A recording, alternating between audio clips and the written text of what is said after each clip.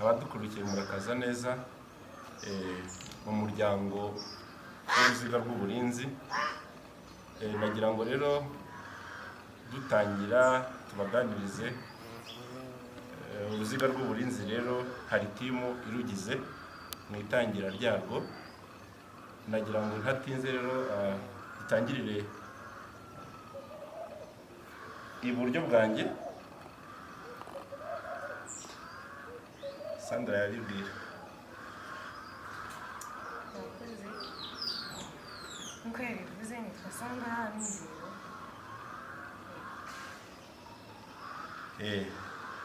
Nakurikiraho Paul. Murakoze. Amazina yanjye ni Paul Mukimenana. Umubyeyi uri iruhande rwanjye nawe yakwivuga. Mani bahumugisha. Amazina yanjye nitwa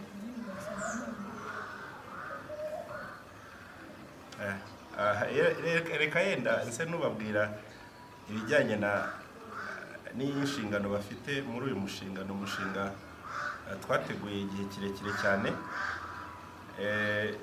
kigeze mu myaka nka 24. Njye nitwa Bigirimana Theoneste, nijye muyobozi w'uyu mushinga. Hariho rero twawutangiranye mu buryo budasobanutse ariko bwaje gusobanuka, aribwo kwaguka kw'iyi timu nyine mubona ahangaha. Iyi timu yatangiye ari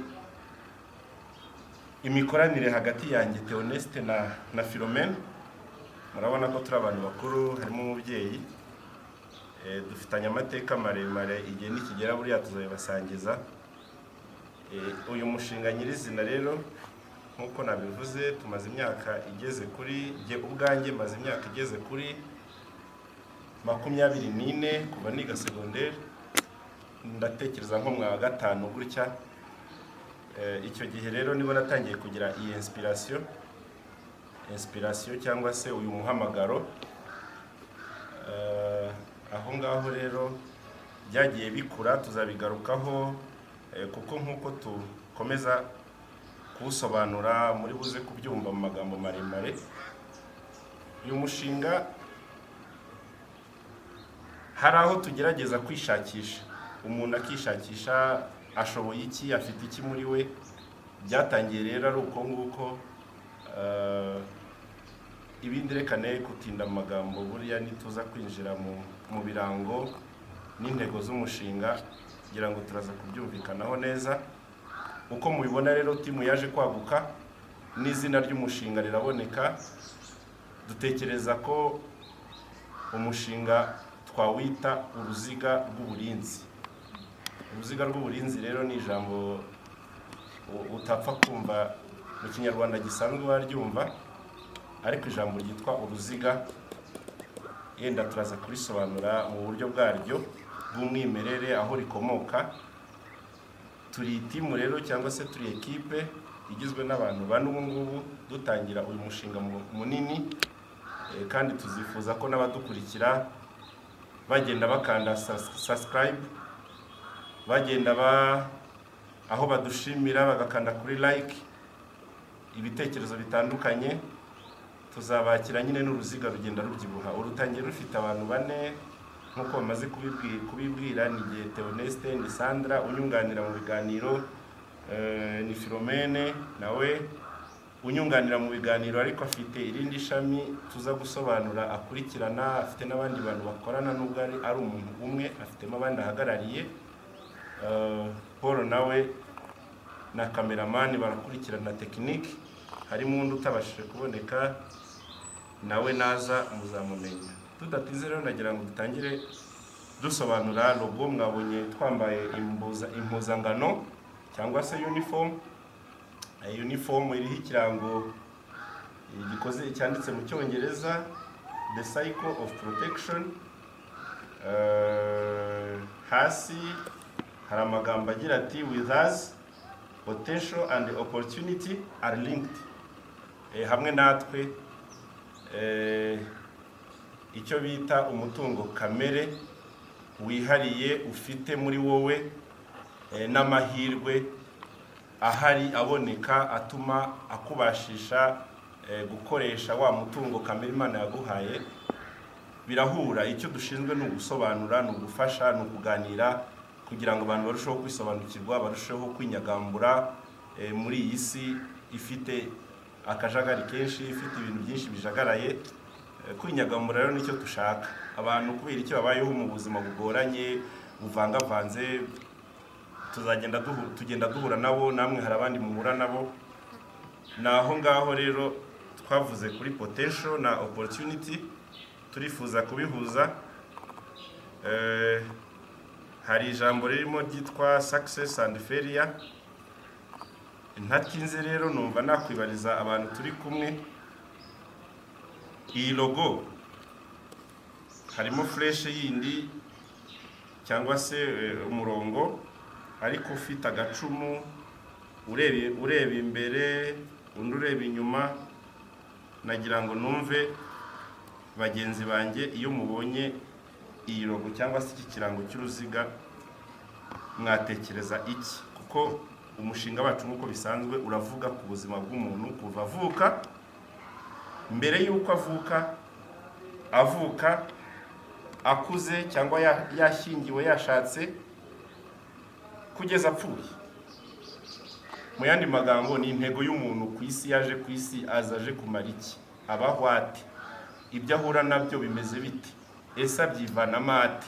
Ese abyivurugutamo ate? Niyo mpamvu rero twatekereje uyu mushinga. Ngira ngo mwese nimara kwinjira mu kiganiro nyirizina, ndabizi neza ko muzabikunda, kuko nta numwe uhejwe muri iyi gahunda, buri wese iramureba.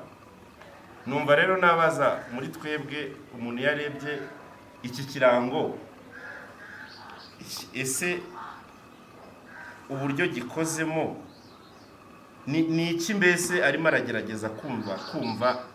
Ubwo ndabaza abo turi kumwe nabo, ariko namwe mutubona ku mashusho murabibona nyine, murabibona neza. Nagira ngo rero numve uri tayari, twumve icyo atekereza kuri iki kirango, icyo ari kubona ni iki, mbere yuko tugisobanura. Ariko hari icyo tugomba kwitegereza aho ngaho. Paul kumva ari tayari, ashaka kugira icyo atubwira. Iyo arebye iki kirango hari icyo abonamo. Icyo mbona muri iki kirango, ndebye neza ndabona ni uruziga rugabuye n'ibice bibiri. Hejuru ugereranyije navuga ko ari nk'intsinzi cyangwa se kugera ku byo twifuza, ariko hasi nabwo akaba ubwo tutabasha kubigeraho tugatsindwa. Yego, gutsindwa failure. Ubwo ikigaragara hari umurongo ubigabanya. Ubwo nabyo hari abandi baza kubisobanura, wowe tubwira uko byumva. Gutsinda tubigeraho cyangwa se tugatsindwa muri ubu buzima nyine, nicyo nashaka kuvuga. Yes. Ruriya ruziga rero nabigereranya n'ubuzima tunyuramo bwa buri munsi, kuva tuvutse uko mwabivuze kugeza ku iherezo ryacu. Yego Paul. Niba ari uwanyunganira. Paul hari icyo avuze cy'ubwenge. Ntabwo twibanda ku magambo gusa, turareba igishushanyo, kuko mbere yuko twandika ngo uko tubona mu ruziga harimo the cycle of protection, harimo opportunity na potential cyangwa se umutungo kamere Imana yabitse mu muntu. Twe turibanda, ese kuki umuntu yashushanyije uru ruziga arucamo kabiri? Sinzi icyo muri kwitegereza utwo ducumu, uwo murongo uciyemo kabiri mu ruziga. Iyo ubibona ugenekereje, uba wumva ubuzima bw'umuntu bugizwe n'ibice bingahe? Ese byose birimo? Murakoze. Kurande rwanjye navuga ko nk'uko rero arimo kubivuga, nyine ni uruziga rw'ubuzima rurimo ibice bitandukanye. Hari ubuzima ubu ngubu tubona, ubuzima nk'ubu tububona, hakaba n'ubuzima mu buryo tutabasha kubona. Hakaba kandi ubuzima burimo ibyishimo, ubundi undi munsi wenda bukaba bitarimo ibyishimo.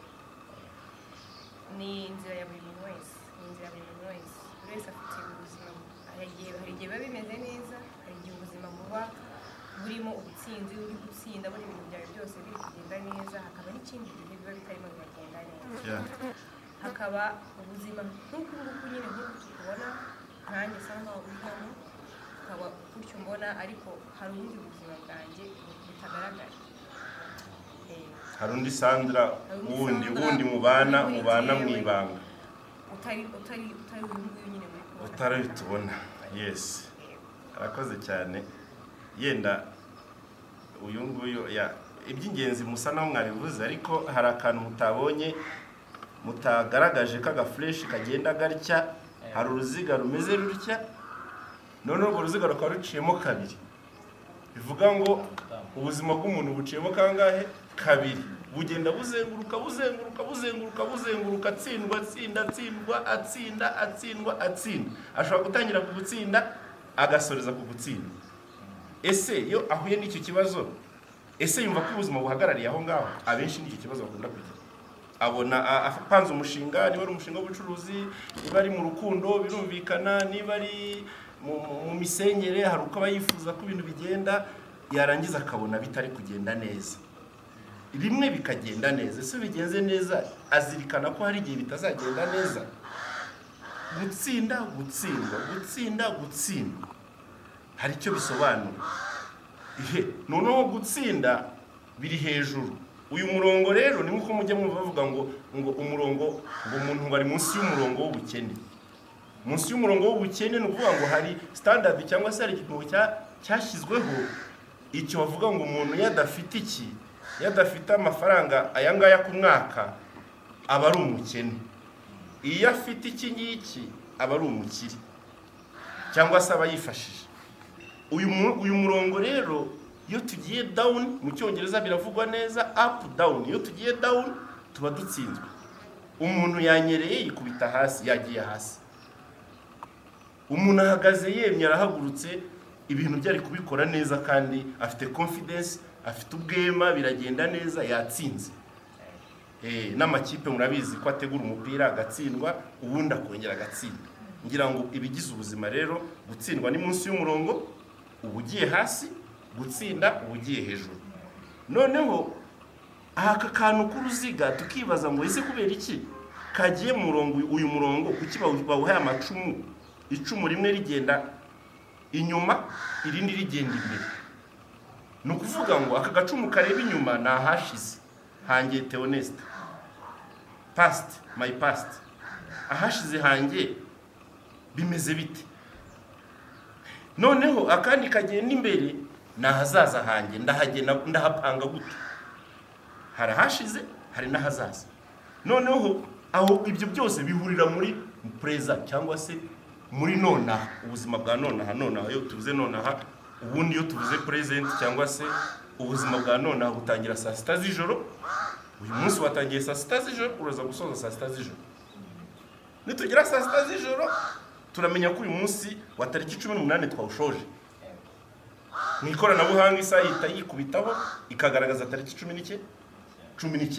Bivuga ngo iyo tugeze muri tariki 19 nayo ibaye present. Uyu munsi nonaha twatangiye saa 6 z'ijoro, turi muri present, turi mu uruziga rwatangiye saa 6 z'ijoro.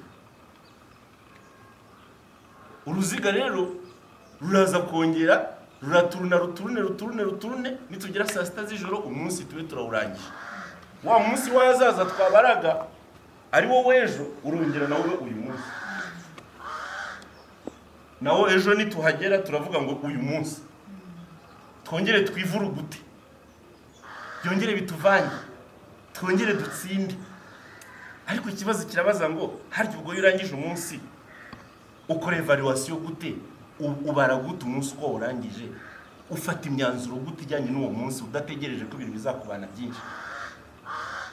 Evaluation, daily evaluation, umunsi wanjye warangiye gute? Ko ngiye gufata uwundi ndawusoza gute? Abantu basenga baravuga bati ariko ntabwo tuvuga ngo abantu basenga, ubundi umuntu wese arasenga. Yenda naringiye gusa naho abantu bataza kunyumva imvugo mvuga ngo abantu basenga. Abantu bose barasenga. Tukunda kuvuga ngo n'umujura agiye kwibarasenga akabwira Imana ngo umfashe simfatwa. byagenda neza nawe akaza agashimira Imana ko byagenze neza. Iyo Mana nyine nuko nguko nawe ayifata. So umunsi yo tugiye kujyamo turawusengera, turawupangira, noneho twarangiza tukajya mu gikorwa, tukajya mu kazi, tukivuruguta ibigenze neza, ibigenze nabi, nimugoroba twajya kuryama tukaruhuka bya bindi byose. Ese yo tugiye kuryama turabijugunya bya bindi twanyuzemo, cyangwa turabimedita, turabigarura, tukabanza tukabireba neza mu ncamake mbere yuko dusinzira? Abakristo rero basenga, cyangwa se abo twita abakristo, cyangwa se reka twe gukoresha abakristo kuko abantu bose ntabwo ari abakristo, reka tuvuge abantu basenga Imana. Imana yabiyo mu ijuru, uko babyizera birabareba. Abantu basenga Imana baravuga ngo turagushimiye ko waturinze. Baba bagomba kuvuga ngo umunsi wanjye wagenze gutya na gutya na gutya. Ese uruhare rw'Imana mu buzima bwanjye ni ubuhe? Hari ibyari byananiye, nagiye kubona mbona birakunze. Imana yahabaye. Abanyarwanda na mbere yuko bamenya ivanjiri, bakiri ivanjiri mu Rwanda, bajyaga bavuga wahura n'umuntu mwiza akakubwira ni mbere yuko rwose y'ubukoroni, mbere yuko bakiri ivanjiri mu gihe cy'abami, Abanyarwanda bari bafite ibyo bemera, ariko yahuraga n'umuntu akamugirira neza, akavuga ngo nahuye bitunguranye, nahuye n'Imana y'u Rwanda. Yagira gutya bari kugenda agasitara, ino rigakomereka, ati yewe none uyu munsi sinzi uwo navuze, cyangwa sinzi uwamvuze, sinzi uwo nasuhuje, noneho nahuye n'iki? N'uruva gusenya. N'uruva gusenya bivuga ngo yahuye n'ibibazo. Iyo ni feri. Numva rero iki logo rero ikivuga aha hantu dukomeje kuhitegereza, aho ruzingiye rero ni president. Niba mwabonye ikiziga kigenda kizenguruka gifite aho gihera. Ngerageje ku ngofero aha ngaha hari akantu ku mupira wa polo, hari aho bihera kadomo, cyangwa se akangaka karaha. Niba dutangiriye mu gutsinda twatsinze, ariko tugeze aha ngaha tukongera tukagira gutya tugatsinda. Ubu buzima rero abantu bakwiye kubana nabwo muri ubwo buryo. Ibyo tugiye kwigisha ni tekinike, ni uburyo bwo kuza kubana n'ubwo buzima. Ntatinze rero ngira ngo nasobanure niyo mpamvu rero present igaruka ikaganza. Hari abahanga bagiye bakora icyo bita umurongo bawita ligne de temps. Bafata umurongo nk'umuhanda muremure, umuhanda muremure ubu turi Rusizi, Kigali Rusizi ni umuhanda muremure cyane, ukagenda ibirometero byinshi, ariko hari ahantu ugera hari dodani, tuhagereranya na present. Ka dodani kaba ari gato, ariko umuvuduko wose waba ufite urawugabanya. Ndimo ndazimiza yenda haraho biza gusobanuka, ariko umuvuduko wose uba ufite ugeze kuri dodani uragabanya. Dodani rero tuyigereranya n'ihuriro ry'ahazaza n'ahashize. Iyo ugiye gufata imyanzuro ku kibazo runaka wahuye nacyo, byanjye bikunda uvoma kaga fresh mu mwakabonye kareba hashize, uvoma hashize. Ibyo hashizeho byagenze nabi, ujya kumva ijwi muri wowe rikakubwira ngo ariko subundi iryo jwi baryita découragement. Ni mugenzi wawe muganira ari muri wowe. Abahanga bagiye basobanura ngo découragement nkuko tuzakuba ngo nijwi ry'umwanzi.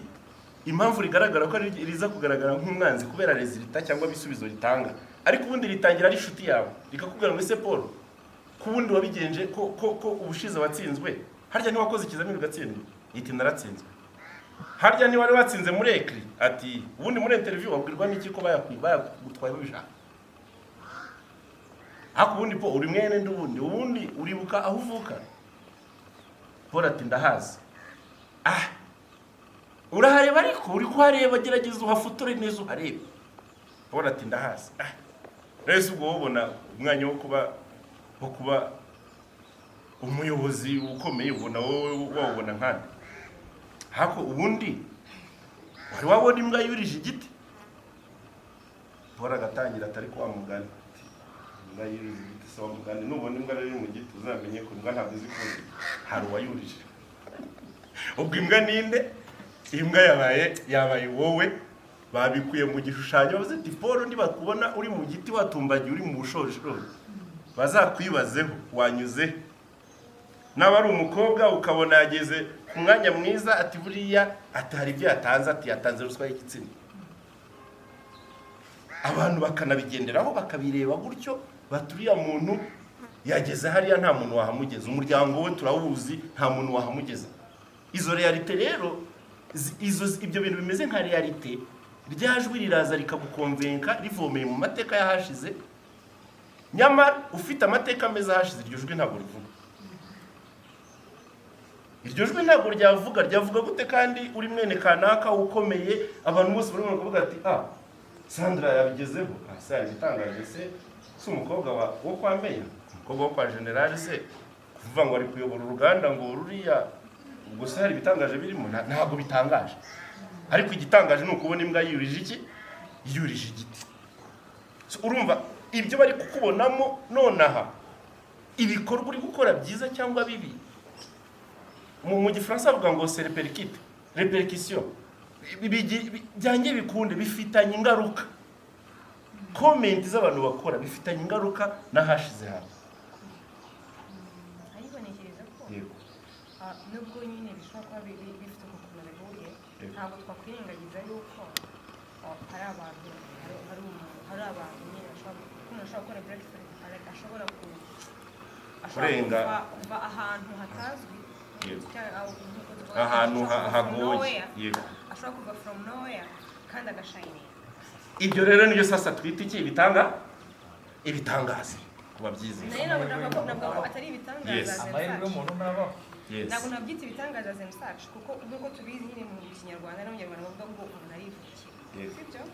Umuntu arivukira, mu kwivukira kwe niho azasanga ziriya potentials turi kubona hano muri Rwanda. Hari izo potentials ziwe nyine afite, cyangwa se uwo mwimerere we ukuntu kwe nyine ameze, bishobora kumuhuza n'amahirwe. Ayo mahirwe agatuma nyine azamuka akajya hejuru. Yego, ni ukuvuga ngo niyo mpamvu twavuze ngo hari icyo bita, iyo tuzi kuvuga ngo potential ni terme ikoreshwa mu mutungo kamere. Munsi mu Rwanda bavugaga ko nta mutungo kamere dufite, ko nta mitungo, nta korta, gasigereti, ntabyo. Ariko uyu munsi ni hamwe n'iterambere byaje kugaragara ko hari ahantu hari umutungo kamere mu Rwanda. Bari bazi ko umutungo kamere uba muri Kongo, ibintu zahabu n'ibindi byose bituruka, ariko uyu munsi u Rwanda narwo rufite umutungo kamere. Hari n'abandi twize tuganira ndi kuvuga inkuru ya potential, muhangira ukuntu nteye, ndyama gutya narangiza nkumva ndasuye, niko mbyizera, nkumva umwuka aransuye, agahita ambwira ngo ariko ngo ubundi nguzi ko umuntu ngo afite iby'agaciro atazi gukoresha, ngo none se nguzi ko ngo umuntu ashobora kwicarana umurima urimo zahabu munsi, umurima akarinda bamwimura akawugurisha kuri make, afite ibibazo bikomeye, noneho n'undi nawe akazawugurisha. Nidushaka tuvuge ikibanza cyo muri Kigali, abantu bagurishije ikibanza muri Kigali za Nyamirambo n'ahandi, hari abagiye babigurisha babinywera urwagwa, akabinywera icupa abasaza bakera, bakamuha make agahita kwihera, tuvuga ati ndakugabiye mwana wanjye, ndakugabiye rwose, agahita akugabira avuga ati uze tugende ngo katire, akagukebera kurangahe ku icupa ry'urwagwa.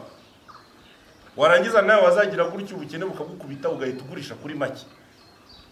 Uzahakira mu gihe runaka akihangana agashingiriza akabaho abayeho yirengagije ko icyo kibanza gifite. Nyuma y'iminsi murajya gusanga ikibanza ari kukigurisha miliyoni 50. It's a potential.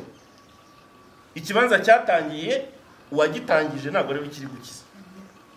Uwo kiri gukiza ni uwakiguze makeya akagitereka. Nubwo tutari kuvuga ibiri munsi, ariko nyine urumva agaciro k'icyo kibanza ni imari umuntu yarabitse ariko ntabwo yigeze amenya. Aha tukibaza muri circle of protection cyangwa se uruziga, tukibaza ngo ese uyu muntu akwiye kwicuza kubera ko ikibanza cye cyazamuye abandi baragiye bagikatamo ibibanza byinshi, baramukuru yari umusozi ari igihuru kurimo Kigali, arangije bahakatamo ibibanza, umuntu amaze kuba miliyoneri, yaragiye amugurura uduce. uyu muntu tumubwire ngo tumushyigikire kwicuza kw'ibintu atari ibye.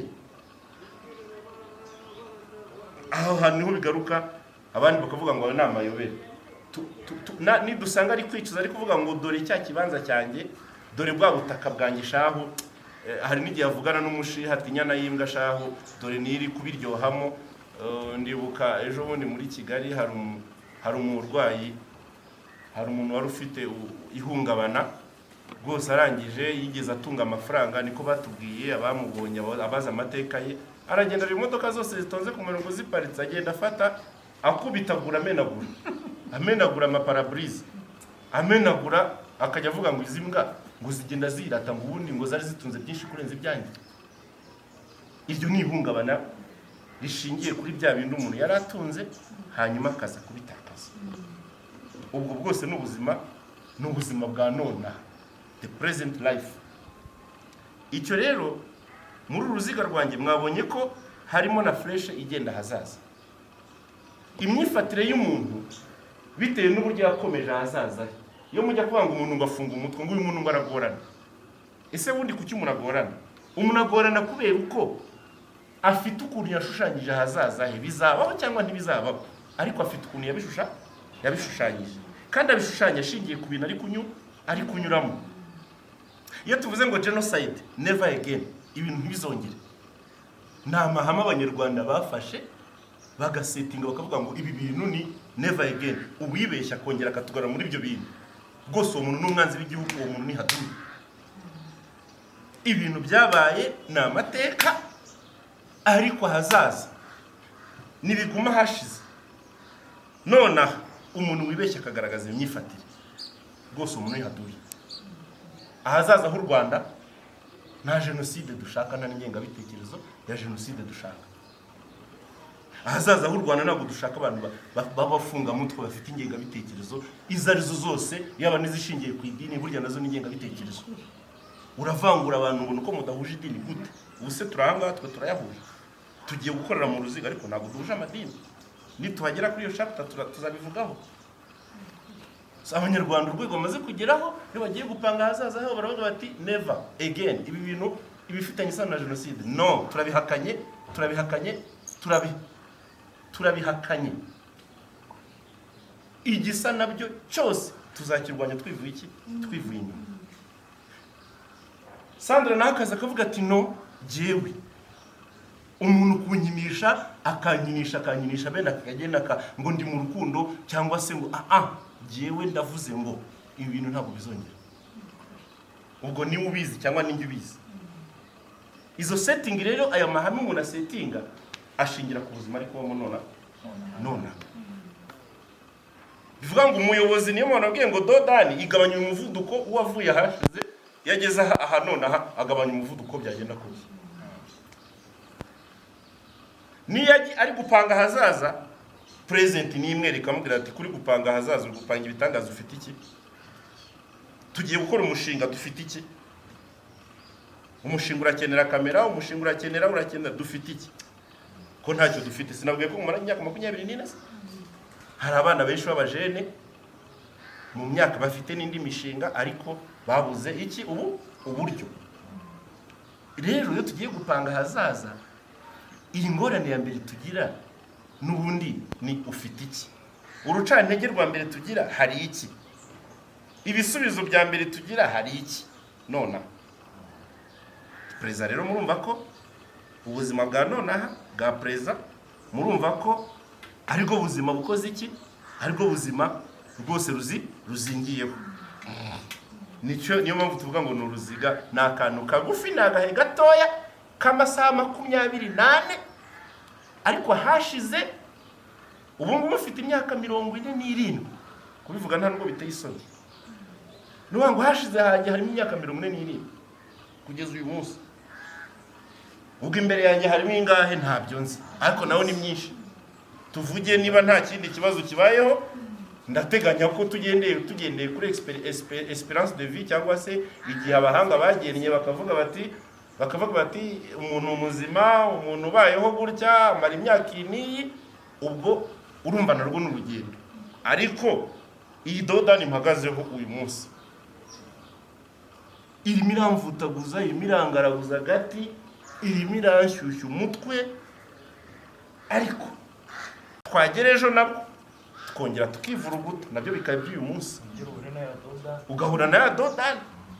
Bivuga ngo niyo mpamvu rero mwumvise ngo Yesu yavuze ngo duhe ibyo kurya byacu mu isengesho, ngo duhe ibyo kurya byacu by'uyu munsi by today. Abantu rero nibakumva akantu kavuga ngo ibyo kurya byacu by'uyu munsi niho dufite. Mu by'ukuri nyine uyu munsi niho dufite. Yes. Niho dukwiye kuduhangayikisha. Tukiri ku ruziga, nashaka kuvuga ikintu nyine ku ruziga, ni ngo hari ibyo nemera bishobora kuba byemera rwose kuko hari abandi bagore babivuze cyangwa babyemeye mbere. Uruziga rw'ubuzima n'ubundi ni ibintu bihora byisubiramo. Yego. Ni ibintu bihora byisubiramo. Aho byatangiriye bikongera. Aho byatangiriye akenshi birahagaruka. Abafaransa bavugaga kera niga sorry mu ijambo bavuga ngo ni cercle vicieux, ngo nakantu kagenda kagaruka kongera kizengurusha, kongera kagaruka kizengurusha, kagaruka kizengurusha komeza. Ndi kuvuga ko nyine uruziga rw'ubuzima aho akenshi iyo aho byatangiriye hari igihe bihagaruka iyo hatabayeho gufata ingamba. Sibyo? Reka dufate urugero cyangwa se reka mbivuge muri rusange. Ni ukuvuga ngo niba uyu munsi cyangwa tubibona no mu majenerasiyo atandukanye, tugiye muri generasiyo cyangwa se mu bisekuru uko bigenda bisimburana, tubona ko niba uyu munsi dufite abantu wenda bitwara cyangwa se turi abantu twitwara uko twitwara kuri uyu munsi, ni uko hari uko byagenze hasi hacu. Niba hari ijambo rivuga cyangwa se ni amagambo menshi ahuriye hamwe avuga ko niba uyu munsi abantu nyine bari kubaho ubuzima bworoshye barajenjeka. Yego. Uyu munsi niba bari kubaho ubuzima bworoshye barajenjeka, usanga ibintu byose byoroshye. Ibyo bita koroshya ubuzima. Kujenjeka kwabo bizatuma n'ubundi bakora cyangwa se batera ubundi buzima bukomeye, ahazaza hakomeye. Bizatuma batera ahazaza hakomeye. Ahazaza hakomeye hazongera n'ubundi harimo abantu still bakomeye, bazongera bagatuma ubuzima bworoha, hakaza izindi generasiyo n'ubundi zizatuma nyine ubuzima buzasanga ubuzima bworoshye, bakongera bakajenjeka gutyo nyine. Nyine urwo ruziga rw'ubuzima tubamo iyo hatabayeho gufatika. Ubona ngo niba hari abantu uyu munsi twebwe turi kubaha aka kanya, nitudafata ingamba ngo tubone ko wenda hari ibyo turi kujenjekera bidakwiye kujenjekera, ntitugire ikintu tubikoraho aka kanya, byanze bikunze bizagira ingaruka ku bana bacu. Abo bana bacu tuzabahereza kubaho mu buzima bukomeye buzabatume bugoranye, bubatere kugira imbaraga wenda batari bafite, cyangwa se bakora ibirenze cyangwa bananirwa imbaraga nyinshi cyane z'umurengera.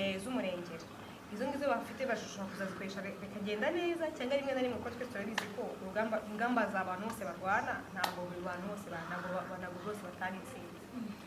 Ushobora kurwana ugatsinda cyangwa se ugatsindwa, hari igihe bazatsinda cyangwa bagatsindwa, rero turabifuza gutsinda. Bible yo iravuga ngo mpora abana gukiranirwa ku basi. Imana iri kuvuga ku Bisirayeli, ntubyemera ariko uretse gato ibiterwa n'uburyo bisobanura. Ibyo urimo urasobanura ntabwo ari uguhora bya bindi by'ibyaha bya base, ahubwo ndimo ndavuga ko babaho mu ngaruka z'ibyo nibyo warusobanuye. Uburyo tusobanura ubundi Bible, umuntu ashobora kuvuga ngo ndi convinced ndabyemera cyangwa ibisimbyemera bitewe n'uburyo babidusobanuriye. Nkanjye w'umunyamategeko yumbwiye ngo icyaha ni gatozi niko mbizi, urambwira ngo uraza kumpora ibya ba data kubera iki, nibyo warushatse kuvuga ngo ntabwo byemera. Ariko mu bijyanye n'ibyo twabibye, ababyeyi babibye, twabonye umubyeyi winyweraga icupa akanywera isambu akayirangiza. None se umwana ntagiye gustragoringa, ntagiye kuba mu buzima bukakaye. Yego, ntabwo icyaha kibazwa, ariko agiye kuba ubuzima bukakaye. Ntabwo uzamugeranya n'umwana wakuze wabo baramubikiye baramuteganirije. Ubuzima bw'abana babiri buratandukanye. Umwana utangira yirwanaho kuri buri kimwe cyose kuri zero nk'uko abivuze umubyeyi mukuru, atandukanye n'umwana babwira bati dore ngiyi apartment yawe mwana wanjye, dore nguyu umunani wawe urarangije, gerageza, dore n'igishoro ngiyi kitangira ukore. We yabifashe nabi noneho. Nawe none se ntafite umukomokaho. urumva urwo ruziga nibwo yavugaga. ibyo navuze Yes. niba uyu munsi hari ibintu byiza wakoze Uyu munsi abantu barazira amakosa y'abandi. uko byagenda kose nyine Yego, ubuzima Sandra twari tumuciye mu ijambo. ubuzima tubayemo nyine It's a cycle. ni uruziga nyine ni ukuzenguruka iteka ryose. Akenshi umugani wa Sandra uko yabivuze, iyo ubigiyemo nabi nyine uko byagenda kose uzaturuka mu gutsindwa, wongera ugaruke mu gutsindwa, wongera ugaruke mu gutsindwa, uzaguma nyine wizuba. Ariko hari akanasobanuye karyoshye nako ngako nyine nanakunze, niyo mpamvu buriya mu buzima bwanjye nakunze kubwira umuntu ngo nkunda debate, ariko Imana ishimwe ko yabimfashije tukaba dutangiye tunabigezeho turi no kubisangira n'abandi. Nibyo kwishimira, ni bravo. Ariko abivuze ikintu gikomeye kiryoshye, aravuga ngo ntabwo biri mu njyana yo kuzira ibyaha bakoze, no, ariko turi kubaho mu ngaruka z'amakosa bakoze. Ingaruka zishobora kuba nziza, buri Kinyarwanda abantu benshi bakunda kucyumva, niba ari uko twamenyera indimi z'amahanga, umuntu yavuze ngo ingaruka ugahita wumva ngo ni negative. No, habaho ingaruka nziza n'ingaruka mbi. Umwana uwakomokaho, niba turaza kubigeraho nitwijira mu kiganiro nyirizina, turacyari mu ntangiriro. Umwana uwakomokaho hari ibisigisigi, hari ingaruka agomba kuzabana, hari ibibazo ashobora kuzahura nabyo cyangwa ibisubizo azabona, ariko bikomoka, iyo ni inkomoko. ibyo bintu byose bizaza hiwe. Igihe cyo ndimo kuvugaho nuko bizajyana n'ingamba we yafashe kuri present, kuri hano mfite uyu munsi. Niba hano mfite uyu munsi ni urugero, reka dufate nk'urugero wenda nk'uko wari uri kubivuga rw'umwana wenda uvutse akavuka agasanga umuryango ni mwiza, ibintu byose bimeze neza, aradrivinga wenda imodoka nziza, afite apartment, ntabwo afite nyine gutekereza cyane, sibyo? Kuba adafite gutekereza cyane, uyu munsi nyine nadafata ibyo bintu afite uyu munsi ngo avuge ngo ngiye kugerageza kubibyaza umusaruro, ejo hanjye cyangwa n'abazankomokaho bazakomeze kubaho neza, ndetse kandi abo ngabo bazankomokaho mbigisha ko nyine bino bintu babikorera, bavuga ko ngo uzubisange hano, byanze bikunze niho hazava nyine ko ba bantu bari bameze neza mu minsi runaka bashobora kuzarangira bisanze ahantu habi, sibyo? Ni ukuvuga ngo uko imbere yawe hari buze kumera, ni wowe uhagena uno munsi. Wari uri kuvuga kuri Bible nkuvuga ngo reka tuvuge kuri bya bintu by'amatarenti. Ntabwo ndi umuntu uzi ibyo cyane, ariko nshobora kugira wenda ibintu bimwe nganiraho umuntu nshobora kuba nabizi. Hari amatarenti uwo bahaye rimwe, undi abiri, undi atanu, buri wese uko yagiye ayashora akayabyaza umusaruro, nibyo byatumye nyine ashobora kubona ibyo amurika cyangwa se ibyo atanga mu gihe report.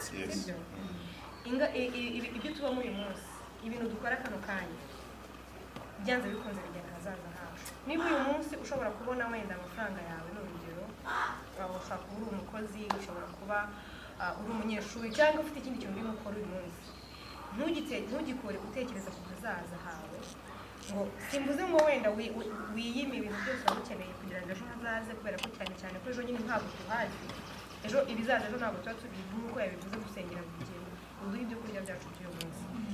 Ibyo kurya byacu by'uyu munsi nyine ejo ntiyaza, ugomba kuba warafashe ingamba kuri ibyo bintu.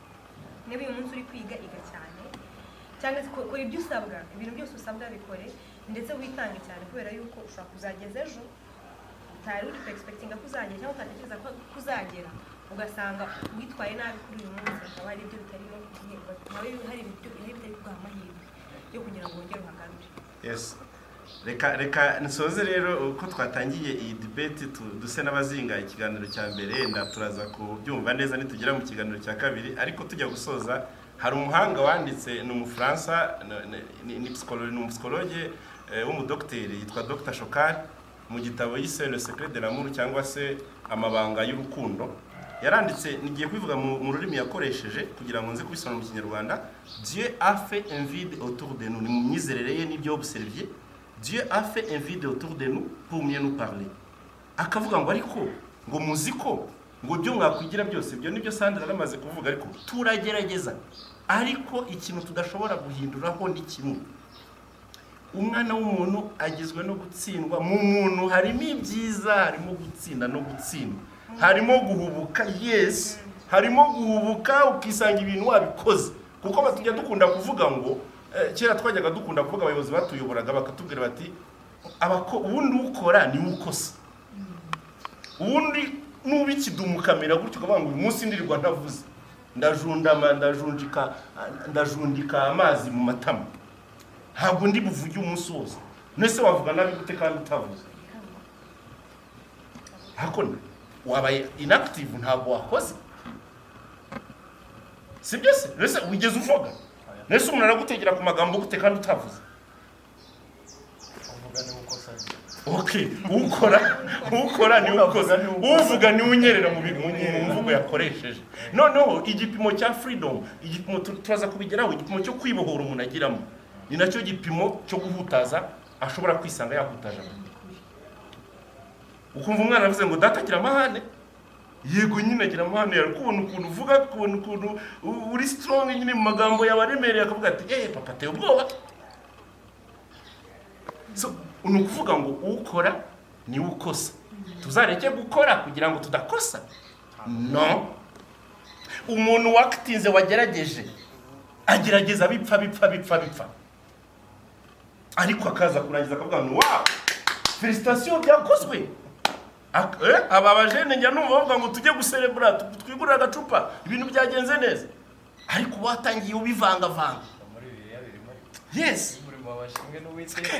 Yes. So nibyo rero twavugaga ngo rero Imana mu buhanga bwayo ngo mu kugira ngo abantu mu cyubahiro cyayo bahore bayitinya, bahore babona kwirenze, kwiturenzeho, ikora ibishoboka byose kugira ngo umuntu ibyo agira byose nagendera sita. Numva mu Nyarwanda ataramenya Imana ngo yawe nuruva gusenya yacitse igisebe.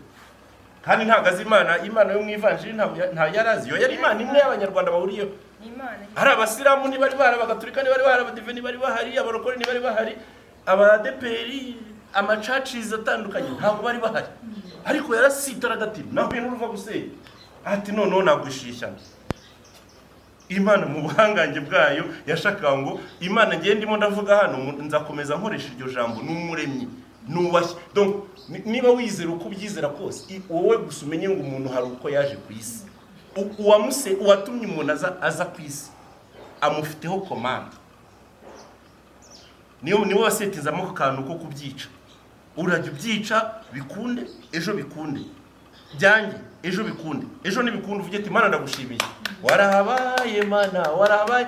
Uri kumva abantu bari gucelebrating iriya ndirimbo, warahabaye Mana we, warahabaye cya gihe, warahabaye Mana we, warahabaye. Iyo bari gucelebrating akiriya mu buryo bwose muri ma eglise atandukanye, nibyo bita ngo nugushengerera, no muri katolike barabigira.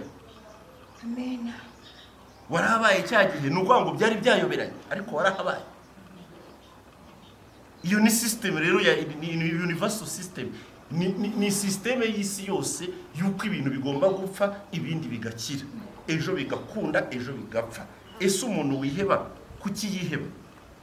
Kuki yumva ko byamurangiriyeho? No. Nsoza rero hari ijambo muhamagaro wanjye nk'umuntu watekereje uruziga, ariko ntago ari jewe, muzagenda mubyumva ko ari umuhamagaro nyine ari iby'Imana bitewe n'umusaruro bizagenda bitanga. Nasomye mu gitabo cyitwa Niho Uruziga Narukuye, niho nshaka gusoreza, mu gitabo cya Yeremiya muri Bible 18 umurongo wa mbere kugera uwa 9. Wasoma Yeremiya 18 umurongo wa mbere kugera uwa 9. Iyi cycle ninjya kuyirangiza ndayirangiriza aho ngaho kugira ngo dukomeze ikindi kiganiro. Afite Bibiliya ntagatifu, ariko reka some, ntago bitinda, ntago turihuta. Ahangaha haragira hati mu rugo rw'umubumbyi, yes nanahageze. Ikimenyetso cy'umubumbyi n'ikibumbano cye. Ijambo ry'Uwiteka ryaje kuri Yeremiya ni Yeremiya 18. Ijambo ryaje kuri Yeremiya rivuye ku Uwiteka riti, haguruka umanuke ujye mu nzu y'umubumbyi. Aha hantu muhitondere, umubumbyi n'ikibumbano, ubwo ni umuremyi n'icyaremwe. Haguruka ujye mu nzu y'umubumbyi. Haguruka, hano hari akantu kitwa ngo move, stand up and move. Haguruka ugende. tuzabiganiraho. Ese kuki abantu batamuvinga? Haguruka ugende ujye mu nzu y'umubumbyi, niho nzakumvishiriza amagambo yanjye. Nuhagera, ariko nutagera nta kintu uzumva. Ubyumve neza, nuhagera nibwo uzumva connection, nibwo uzumva icyo mvuze. Nuko ndamanuka njya mu nzu y'umubumbyi, ndebye mbona arakorera imirimo yose ku ruziga. Ngaho uruziga urukomoka muri Bible. Imirimo yose ikorerwa ku ruziga. Tukiri aho jyewe nkiri kubona uruziga mu buryo bwanjye bw'umwuka ndikanga.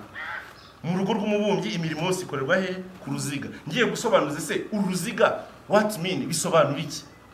Ijwi rirambwira ngo ni imyemerere yanjye murambabarira, tuzagenda tubyumvikanaho n'abandi bafite imyemerere yabo, ariko numva ijwi muri jyewe rinsobanura rimbwira ngo urwo ruziga n'ubuzima bwo mu isi, ni panda teremuka. Nabyumvise mu jambo ry'igiswahili, ni panda teremuka.